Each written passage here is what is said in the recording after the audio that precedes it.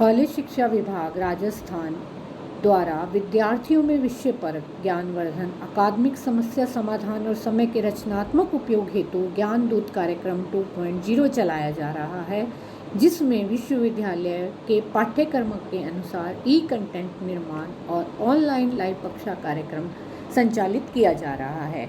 मैं डॉक्टर पूनम बजाज समाजशास्त्र विषय से आज आपके साथ जो टॉपिक लेकर आई हूँ वह है जनजातियों में जीवन साथी का चयन यानी कि मेट सिलेक्शन। हम जानते हैं कि मानव ने अपनी आवश्यकताओं की पूर्ति के लिए अनेक संस्थाओं और समितियों का निर्माण किया है। विवाह भी एक ऐसी ही संस्था है जो विश्व के सभी समाजों में पाई जाती है और आदिम समाजों में तो विवाह संस्था का विशेष महत्व है। आदिम समाजों में सामाजिक संरचना की सबसे छोटी इकाई परिवार है, जिसकी स्थापना और उसका निर्माण विवाह संस्था द्वारा किया जाता है। विवाह जो है वो स्त्री और पुरुष को पारिवारिक जीवन में प्रवेश कराने की एकमात्र संस्था है।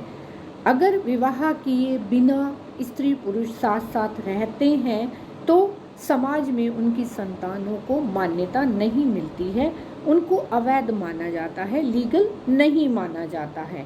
विवाह के अनेक प्रकार हैं जो स्त्री पुरुषों की संख्या और निषेधों के अनुसार वर्गीकृत किए गए हैं। विवाह से संबंधित जब हम इन महत्वपूर्ण पक्षों को समझने की कोशिश करते हैं तो हम आदिम समाजों की सामाजिक संरचना और संगठन को समझने का प्रयास करते हैं।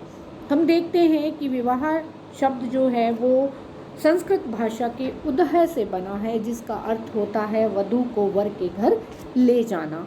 बोगार्डस कहते हैं कि विवाह स्त्री और पुरुषों को पारिवारिक जीवन में प्रवेश कराने वाली एक संस्था है और जनजातियों में विवाह एक वैध समझौता माना जाता है। मध्य भारत की कुछ जनजातियों में हिंदुओं के संपर्क में आने के कारण उन पर जो है वो हिंदू विधि विधानों का प्रभाव हम स्पष्ट रूप से देख सकते हैं। अब हम यह भी देखते हैं कि जब हम जनजातियों में विवाह साथी चुनने के तरीके देखते हैं कि वे किन किन तरीकों को अपने रीति रिवाजों में संरचना में शामिल करते हैं, तो हम यह भी देखते हैं कि विवाह जो है वो समाज, धर्म और कानून द्वारा मान्यता प्राप्त वह विधि है जो स्त्री पुरुष द्वारा परिवार की स्थापना करने के लिए काम में ली जाती है। मजूमदार और मदान अपनी पुस्तक सामाजिक मानवशास्त्र एक परिचय में 8 तरीके बताते हैं जो कि जनजातियों में प्रचलित है।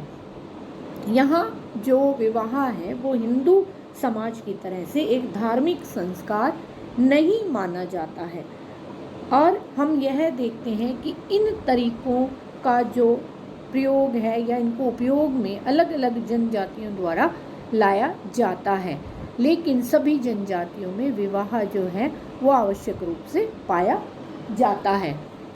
सबसे पहला तरीका वे बताते हैं परिवीक्षा विवाह, प्रोबेशनरी मैरिज, जिसमें वे बताते हैं कि यह विवाह दार्लुंग और कुकी जनजातियों में पाया जाता है।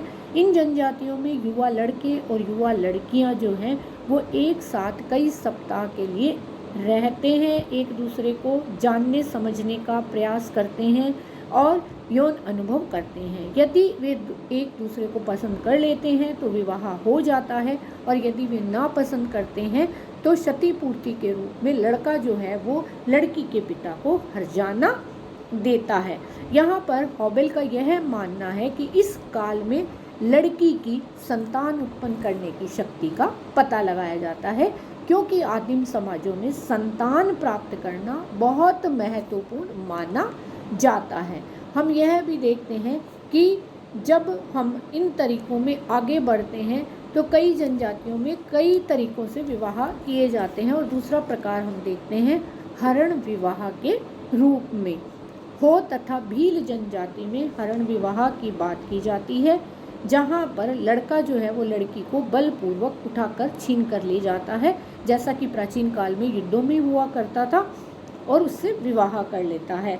मैकलेनिन का तो मानना है कि विवाह के जब उद्विकास के हम सिद्धांत पढ़ते हैं तो पत्नी प्राप्त करने का सबसे पहला तरीका यही था। इसमें 3 तरीके बताए गए हैं: शारीरिक हरण, समारोह में हरण और त्योहारों में हरण। और इसके बहुत सारे एग्जाम्पल जो हैं वो हम देखते हैं कि जैसे कृष्ण ने रुक्मणी का, अर्जुन ने सुभद्रा का और पृथ्वीराज चौहान ने संयोगिता का हरण करके उनसे विवाह किया था।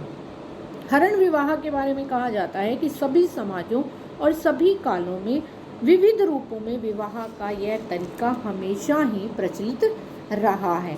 तीसरा जो प्रकार बताया गया है वह है परीक्षा या मैरिज बाय ट्रायल, यानी इस विवाह की यह मान्यता है कि विवाह का इच्छुक जो पुरुष है वह प्रमाणित करे कि वह साहसी है, बलशाली है, वीर है। आदिवासियों में शारीरिक शक्ति के बल को सबसे ज़्यादा महत्वपूर्ण गुण माना जाता है और जो विवाह की शर्तों की परीक्षा में सफलता प्राप्त कर लेता है वही वधू प्राप्त करने का अधिकारी होता है। भील जनजाति का एग्जाम्पल यहाँ पर आपके समक्ष है कि होली के त्यौहार के अवसर पर वहाँ एक उत्सव मनाया जाता है, गोल गधेड़ो, जिसमें कि भावी वर की शक्ति, साहस, संघर्ष का मूल्यांकन किया जाता है। एक ऊंचे पेड़ या खंबे पर नारियल तथा गुड़ को बांध दिया जाता है। उसके चारों तरफ 2 घेरे बनाए जाते हैं। अंदर का घेरा कुंवारी लड़कियों का और बाहर का घेरा कुंवारे लड़के बनाते हैं। वे नृत्य करते हैं, ढोल बजाते हैं। लड़के लड़कियों का घेरा तोड़कर अंदर जाने का प्रयास करते हैं और पेड़ पर चढ़ने की कोशिश करते हैं, जबकि लड़कियां उन्हें ऐसा करने से रोकती हैं, धक्के मारती हैं, उनके कपड़े खींचती हैं। लेकिन फिर भी जो लड़का इन विरोधों का सामना कर लेता है, नारियल तथा गुड़ प्राप्त करने में सफल हो जाता है, वह अपनी पसंद की वधू से विवाह कर सकता है। इसी तरह का एग्जाम्पल कोमांची जनजाति में दिखाई देता है, जहाँ लड़का जो है वह अपनी भावी सास को रोज शिकार देकर प्रसन्न करने की कोशिश करता है और वह यह चाहता है कि वे प्रसन्न होकर उसके साहस से अपनी पुत्री का विवाह उसके साथ कर दें। विवाह के अगले प्रकार के रूप में हम देखते हैं मैरिज बाय परचेज, क्रय विवाह। यह विवाह भारत की लगभग सभी जनजातियों में जैसे नागा, गोंड, संथाल, हो, ओरांव, खरिया, भील इत्यादि में पाया जाता है। यहाँ लड़के द्वारा लड़की के माता पिता को वधू का मूल्य चुकाया जाता है। इसके बिना इन समाजों में विवाह संपन्न नहीं हो सकता। अनेक आदिम समाजों में वधू में केवल यह दिखावे का ही मूल्य होता है, उससे ज़्यादा तो लड़की के खर्च, दहेज पर खर्च कर दिया जाता है। अब हम यह देखते हैं कि इस स्थिति से जो हमारे सामने विवाह की यह स्थिति आती है, उससे हम यह देखते हैं कि वधू का मूल्य इसलिए चुकाया जाता है कि माता पिता यह कहते हैं कि हमारी बेटी जो है उसके ऊपर हमने इतना खर्चा किया है, तो यह एक आवश्यक अंग विवाह का मान लिया जाता है। 5वें प्रकार के रूप में हम देखते हैं कि सेवा विवाह, मैरिज बाय सर्विस, जो गोंड, बेगा, बिरहोर जनजाति में पाया जाता है। विवाह का इच्छुक युवक या युवती वधू का मूल्य जब चुकाने में असमर्थ हो जाता है तो वह अपने भावी सास ससुर के पास काम करता है, उनकी सेवा करता है और निश्चित अवधि समाप्त हो जाने पर सास ससुर उसे अपनी कन्या जो है वो दे देते हैं और उसके साथ उसका विवाह कर देते हैं। हम यह देखते हैं कि ऐसे सेवा करने वाले भावी दामादों को गोंड जनजाति में लामानाड़, बेगा जनजाति में लामसेना या गहरिया कहा जाता है। बिरहोर जनजाति में तो जो ससुर है वो अपने भावी दामाद को वधू मूल्य चुकाने के लिए रुपया उधार देता है। जब तक वह रुपया नहीं लौटा देता, दामाद ससुर के घर ही रहता है, सेवा करता है और रुपया उतर जाने पर वधू को वह अपने घर ले जाता है। देहरादून के जोनसर क्षेत्र में नेपाल के गोरखा श्रमिक इस विश्वास पर कृषि श्रमिक का कार्य करते रहते हैं कि निश्चित अवधि तक जब वे काम करते रहेंगे तो बदले में खस पुत्री का विवाह उनके साथ हो जाएगा। तो इस तरह से सेवा के द्वारा वधू प्राप्त करना सेवा विवाह कहलाता है। इवांस प्रिचार्ड ने अपने सर्वेक्षण में 241 जनजातियों में से 1936 में यह सेवा विवाह की प्रथा पाई थी और उन्होंने कहा कि यह बहुत सारी जनजातियों, गोंड, बेगा, बिरहौर, हिमाचल प्रदेश के गुजरों, उत्तर प्रदेश की खस जनजातियों में यह विवाह बहुतायत से देखने को मिलता है। अगले प्रकार के रूप में हम देखते हैं मैरिज बाय एक्सचेंज या विनिमय विवाह। यह विवाह भी सेवा विवाह की तरह से ही वधू मूल्य से बचने का एक तरीका है और हम यह देखते हैं कि इसे अदला बदली का विवाह भी कहते हैं और भारत की लगभग सभी जनजातियों में यह प्रथा पाई जाती है। एक जनजाति का यहाँ पर मैं जिक्र करना चाहूँगी, खासी जनजाति में यह विवाह निषेध है, वहाँ अदले बदले की प्रथा जो है वो नहीं पाई जाती। एक परिवार की कन्या जब दूसरे परिवार में वधू बनकर जाती है तो दूसरे परिवार की कन्या पहले परिवार में वधू बनकर आ जाती है। तो इस तरह से एक परिवार के भाई बहन का विवाह दूसरे परिवार के भाई और बहन से कर दिया जाता है। तो यहाँ पर कन्या मूल्य नहीं देना पड़ता। जैसा कि बोआस कहते हैं कि दोनों परिवार किसी को कुछ नहीं देते, केवल एक दूसरे को वधू देते हैं। हॉबल कहते हैं कि यह बिना खर्चे के पत्नी प्राप्त करने का एक साधन है। लोई कहते हैं कि यह एक ऐसा विवाह है जिसमें किसी का भी नुकसान नहीं होता। सातवें प्रकार के रूप में हम देखते हैं कि सहमति और सह पलायन विवाह, marriage by mutual consent and elopement. अर्थात हम यह समझते हैं इन दोनों शब्दों से कि भारत की जितनी भी जनजातियां हैं वहाँ सभी जनजातियों में युवक और युवतियां आपसी सहमति से विवाह करते हैं, जिसकी पुष्टि उनके माता पिता कर देते हैं। और आप बच्चों यह भी जानते हैं कि जनजातियों में युवा ग्रह पाए जाते हैं जहाँ पर वे आगामी जीवन के बारे में जानकारियाँ प्राप्त करते हैं। लड़के लड़कियाँ साथ रहते हैं, उन्हें अपने जीवन साथी का चुनाव करने का अवसर और छूट दी जाती है।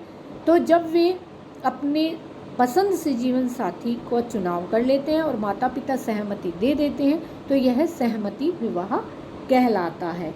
लेकिन जब माता पिता इस बात के लिए सहमति नहीं देते, विरोध करते हैं तो वे भाग जाते हैं, यह पलायन विवाह कहलाता है। और ये बच्चे तब तक लौट कर नहीं आते जब तक बुजुर्ग लोग उन्हें गांव में वापस नहीं ले आते हैं। कभी कभी तो ऐसी प्रथा भी मिलती है कि ये पलायन किए हुए दंपति संतान होने पर वापस जो है वो गांव में आ जाते हैं और उन्हें स्वीकार कर लिया जाता है। हो जनजाति में इसे राजी खुशी विवाह के नाम से जानते हैं। कुरनई आदिम समाजों में भी सह पलायन की प्रथा जो है वो प्रचलित है। पलायन के समय यदि वे पकड़े जाते हैं तो उनकी खूब पिटाई की जाती है और यदि वे सफलतापूर्वक गांव की सीमा को पार कर लेते हैं तो उनकी रक्षा की जाती है और संतान होने पर उन्हें गांव में वापस बुला लिया जाता है या वापस ले आते हैं। इसी तरह चीनई जनजाति में जो युवती है वह अपनी पसंद के युवक के साथ विवाह कर सकती है, लेकिन यदि उसका विवाह पहले ही तय हो चुका है तो वह ऐसा नहीं कर सकती। तो इस प्रकार से अलग अलग जनजातियों में यह प्रथा पाई जाती है, उनका तरीका जो है वो अलग अलग होता है। और यदि चीनी जनजाति में तो यह भी कहा जाता है कि अगर किसी बहन के भाई ने किसी को वचन दे दिया है तो फिर वह लड़की किसी और से शादी नहीं कर सकती। वहाँ पर प्रतिष्ठा का बहुत ज़्यादा महत्व इसे माना जाता है। यह विवाह जो है वो सहमति भी हो सकता है, सह पलायन भी हो सकता है, जो कि परिस्थितियों पर निर्भर करता है। आठवें प्रकार के रूप में हम देखते हैं हठ विवाह। हठ विवाह के द्वारा युवती वर को प्राप्त करती है। वह जिस युवक से विवाह करना चाहती है तो वह उसके घर में जाकर रहने लगती है और तब तक रहती है जब तक कि उसके प्रेमी के माता पिता उसे वधू के रूप में स्वीकार नहीं कर लेते। वह विवाह के लिए हठ करती है, इसलिए इसका नाम हठ विवाह रखा गया है, जो कि हो, बिरहौर, कुमार, मुंडा, ओराव आदि जनजातियों में पाया जाता है। ओराव जनजाति में इस तरह के विवाह को निर्बोलो और हो में अनादर विवाह कहते हैं। प्रारंभ में तो युवती को ससुराल में प्रवेश नहीं करने दिया जाता, दुत्कारा जाता है। लेकिन जब वह सब कुछ सहन कर लेती है तब उसे माता पिता जो लड़के के हैं वो वधू के रूप में स्वीकार कर लेते हैं। अब हम देखते हैं कि जनजातियों में विधवा उत्तराधिकार विवाह के कुछ नियम हैं जो मजूमदार और मदान बताते हैं कि पुत्र द्वारा सौतेली विधवा माता से विवाह किया जाता है, जिसका एग्जाम्पल सेमा नागाओं में देखने को मिलता है। सेमा नागाओं में व्यक्ति की मृत्यु के बाद संपत्ति पर उसकी विधवा पत्नी या पत्नियों का अधिकार हो जाता है। अगर पुत्र संपत्ति प्राप्त करना चाहता है तो उसे सौतेली विधवा माताओं से विवाह करना पड़ता है, तभी उसे पिता की संपत्ति मिलती है। लोवी जो है वो ये कहते हैं कि इस समाज में स्त्री को संपत्ति माना जाता है, जिसे पुत्र जो है विरासत या उत्तराधिकार के रूप में प्राप्त करता है।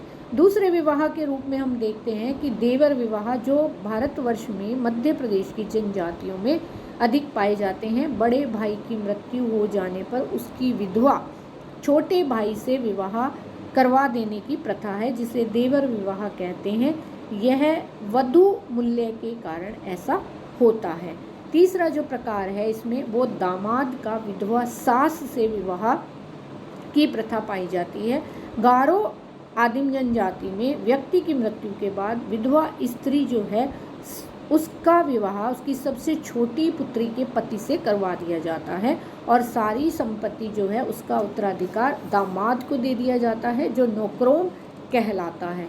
तो इस तरह से हम यह देखते हैं कि भारत में जो अनेक जनजातियां पाई जाती हैं वे विवाह के विभिन्न उद्देश्यों के लिए विवाह करती हैं, जैसे यौन इच्छाओं की पूर्ति, संतान उत्पत्ति, आर्थिक और विभिन्न उत्तरदायित्वों की पूर्ति।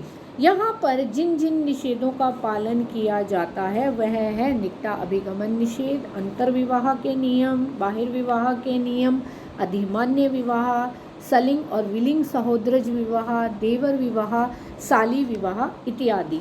तो हम देखते हैं कि भारतवर्ष में जितनी भी जनजातियां हैं उनमें बहु विवाह के सभी प्रकार जो हैं वो दिखाई देते हैं, लेकिन नगरीय सभ्यता के संपर्क से इनमें परिवर्तन हो रहा है। और ये परिवर्तन अब हम यह देखते हैं कि जीवन साथी प्राप्त करने के तरीकों में भी हो रहा है। लेकिन हम विशेष रूप में जिन भी जनजातियों का अध्ययन करते हैं उनमें विवाह के अपने अपने तरीके हैं। यहाँ पर हम यह भी देखते हैं कि टोडा जनजाति में समूह विवाह जो है वो विशेष रूप से उल्लेखनीय है, जिसका उदाहरण कहीं भी हमें और दिखाई नहीं देता है, यानी विश्व के किसी भी जनजाति में, लेकिन यहाँ पर हमें यह दिखाई देता है। तो स्टूडेंट्स, यहाँ पर हमने यह देखा कि जीवन साथी प्राप्त करने के जनजातियों में विभिन्न प्रकार के तरीके हैं। तो जब हम इसके क्वेश्चंस की तरफ जाते हैं तो हम यह देखते हैं कि विवाह एक धार्मिक संस्कार के रूप में देखा जाता है, लेकिन क्या जनजातियों में भी ऐसा ही है? विवाह के उद्देश्य क्या है और बहु विवाह क्या है? हम यहाँ पर यह भी देखते हैं कि समूह विवाह किसे कहते हैं, विलिंग या सलिंग विवाह किसे कहते हैं, और विवाह के इन प्रकारों को कौन कौन सी जनजातियों में किस किस तरीके से अपनाया जाता है। धन्यवाद।